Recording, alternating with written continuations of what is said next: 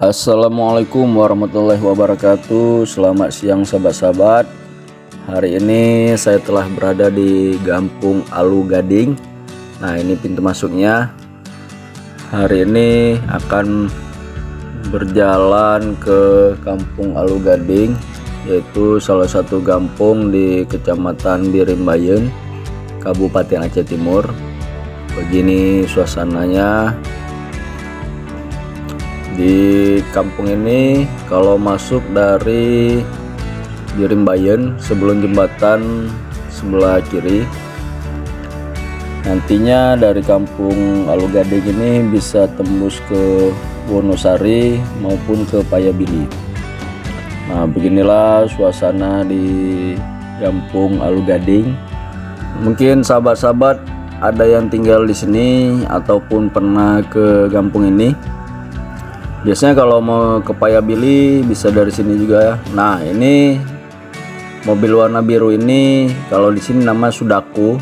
Nah, Sudaku atau di kota lain bisa labi-labi ataupun angkot ya. Itu sudah lama sekali. Nah, jalanan panjang, lurus, dan tidak banyak lalu lalang kendaraan. Mungkin pada istirahat masyarakatnya. Nah, kita lihat nih sawahnya. Wah, padinya indah sekali, sudah berwarna kuning. Mungkin berapa bulan lagi sudah masuki masa panen.